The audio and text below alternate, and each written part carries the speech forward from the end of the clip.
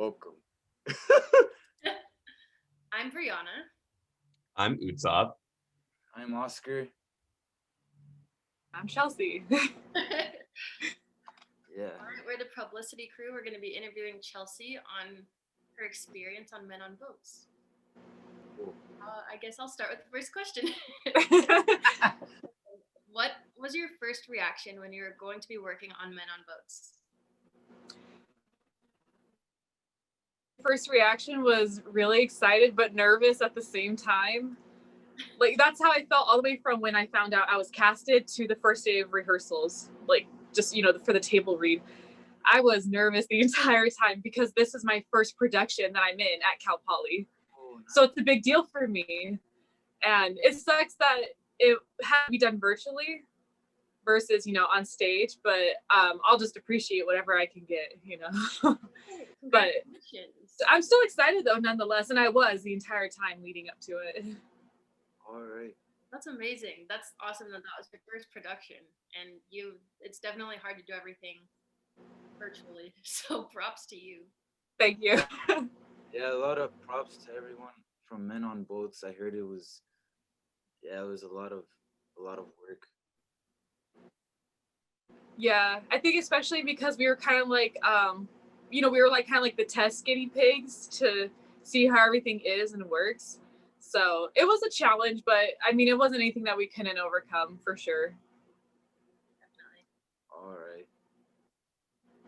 Well, glad to hear that you were excited and that it's your first production. I know. All right. I was wondering if I could get a tough question in. That's okay. Okay. What was the hardest thing for you for this production? What was like the most difficult thing that really got to you? Oh, it was hands down. It was when I had to set up because I did all the filming in my room because you have to work with what you have. So, but because my room is on the smaller side, every night when we're done filming, I have to tear it all down and then put it back up the next day. And we did it 5 days a week, some weeks 6 days a week.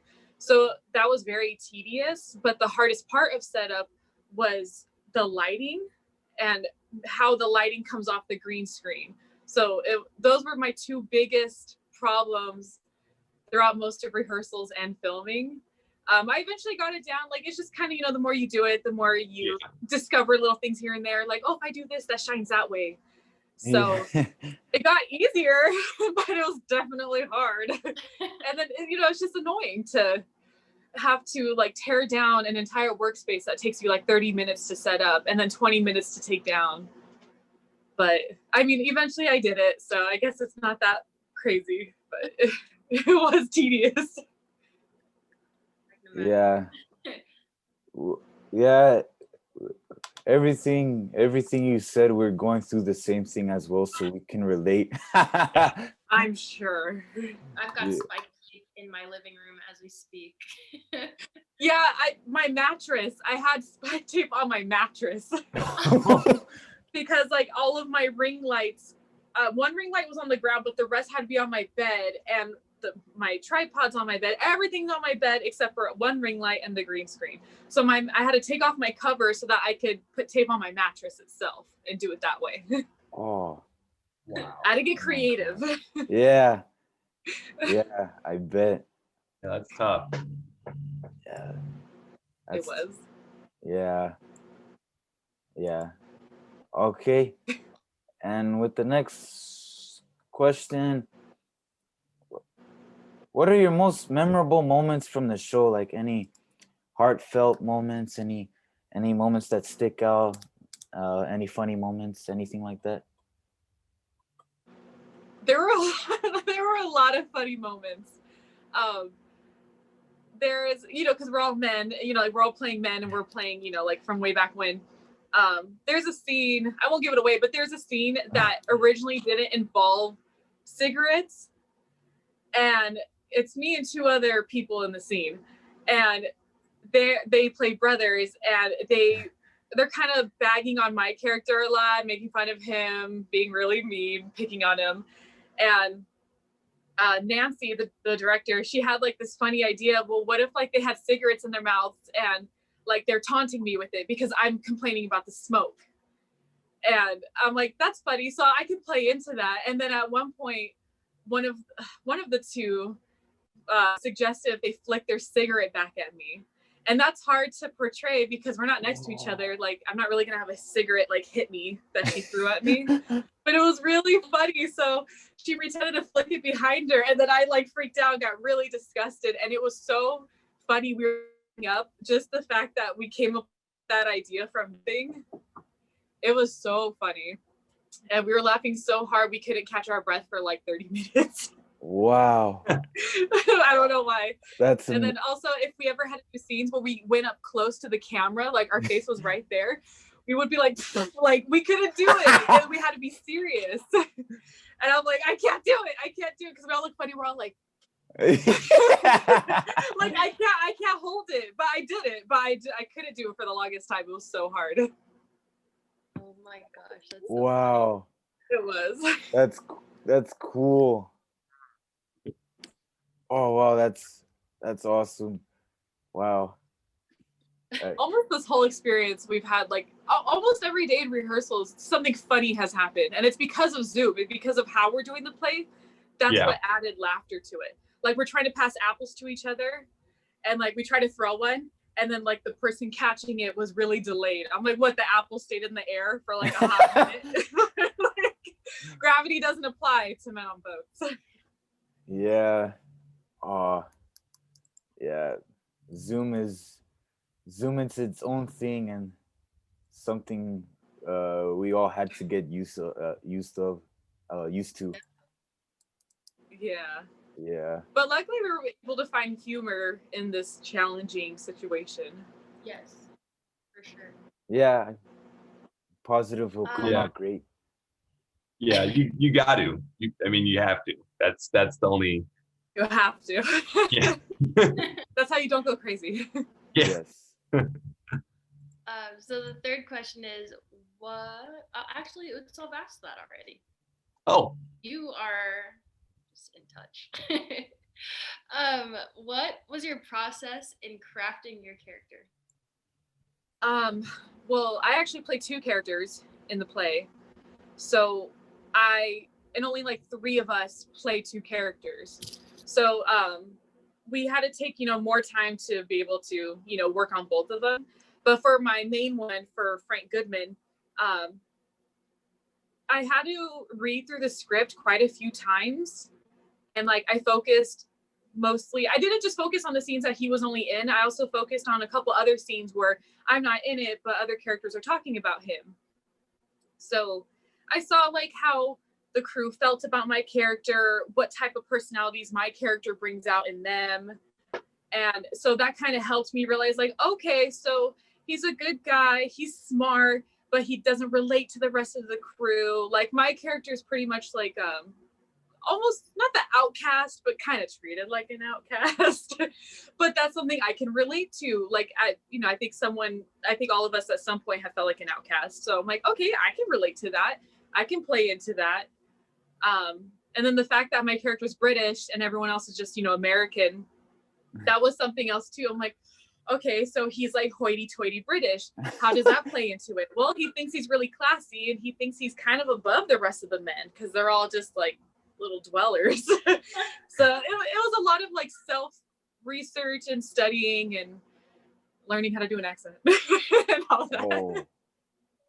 That is great. Wow. But it was fun. And by the end of it, I feel really attached to Goodman, to Frank Goodman. Because, he was a real person. He really did exist at one point, and he was a real human. So I think I feel really, I guess the word is honored that I get to play him because I relate so much to this character. It's unreal. And I really respect him for his decisions that you'll see in the play. Definitely. Oh, wow. That's awesome. Yeah. Yeah, it's always good when you're able to make connections to your characters and it hits you right here. Yeah.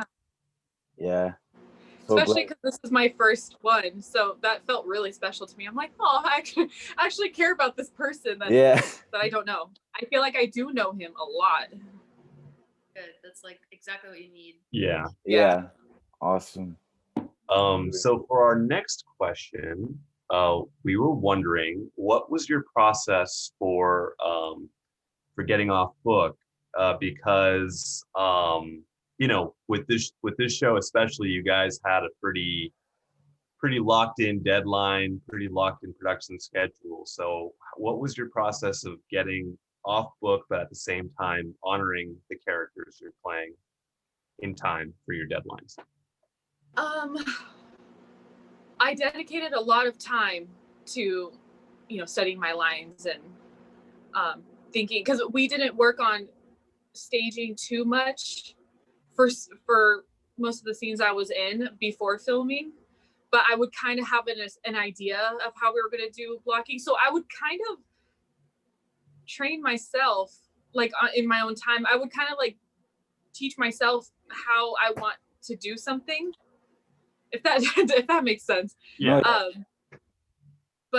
And then when I do something and let's say Nancy's like, okay, that was cool, but let's like tweak it this way. I'd be like, okay, so it was just easier because I kind of already taught myself on what to do, but then you're just open to direction for anyone else to critique it, or to change it, whatever. But I think the fact that I was really excited too about this project and this production, that motivated me to be off book and to just be really dedicated to the role. I don't know. It really wasn't hard for me to be off book, and I don't mean to like gloat about it, but I think it's just the excitement. Yeah. Wow. A lot of time, a lot of dedication. I bet. Who knew? Who knew? Who knew that's all? You're like, No, you don't say. I'm just kidding. I don't know. I don't really have a process that's like different. I don't know. I guess it's just average. Yeah, just hard work and dedication. Like, just hard work. I'm sorry, Yeah. It's not a pretty answer. No. That's a great answer. Because, yeah, so many times people are like, "What is this magic you actors do? What's this alchemy?" And here we are. We just like, it's really not that crazy. You just put in the work, and the amount of work you put in shows in your performance. Mhm. right. So not much else you can wiggle around. Yeah. Yeah. Oh, that's great. All right. But the next question,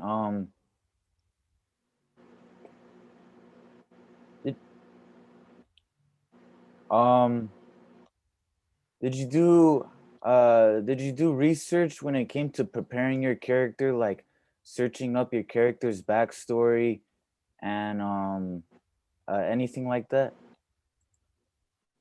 Yeah, that was actually sort of a homework project assignment that we had from Nancy. We had to give a presentation on our character, and we had the choice to do, one or two if we play two characters, but I just did my main one, Goodman.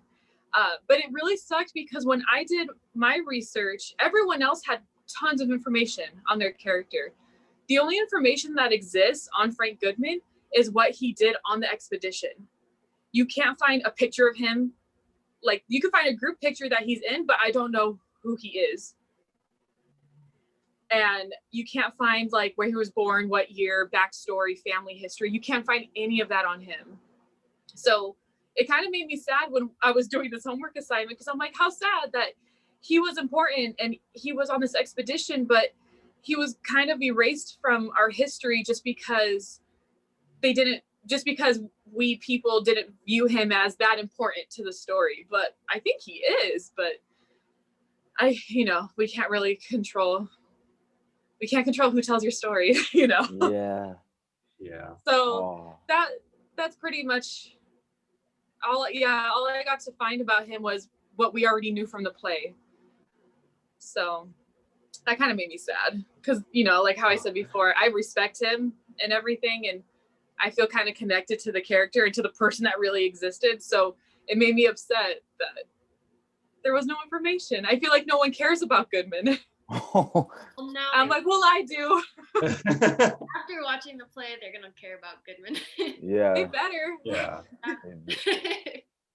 Yeah. I mean, at the same time, though, that does give you as an artist a quite a bit of freedom, I suppose, right? It does, yeah, which is cool. But I would much rather trade that freedom for him to be, for him to have his moment, for him to have his story out there, and for him to be known. I would easily trade that. Right. Got it. Yeah. But I agree. It was nice. But Well, I'm sure you accurately represented him well.